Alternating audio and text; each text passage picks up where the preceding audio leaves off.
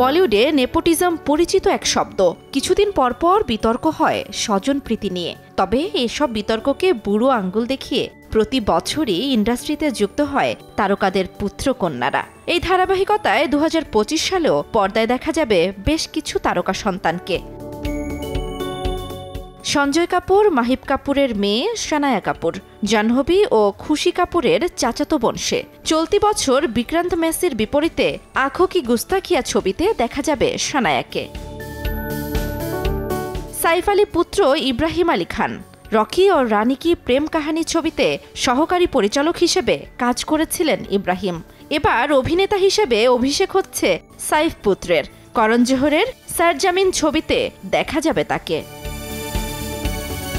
আনুষ্ঠানিকভাবে ঘোষণা না হলেও মোহিত সুরি পরিচালিত প্রেমের গল্প দিয়ে বলিউডে আত্মপ্রকাশ করতে চলেছেন অনন্যা পান্ডের চাচাতো ভাই আহান পান্ডে।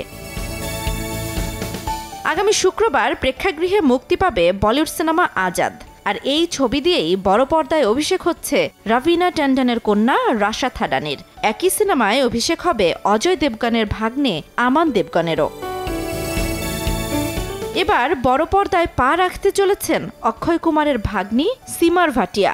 অমিতাভ বচ্চনের নাতি অগস্ত্য নন্দনের বিপরীতে জুটি বেঁধে হিন্দি ছবিতে অভিনয় করতে দেখা যাবে সীমারকে।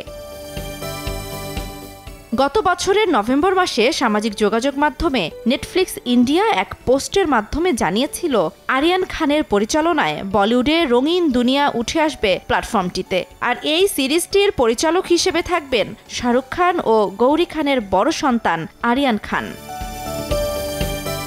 জান্নাতুল দোলনা, সময় সংবাদ।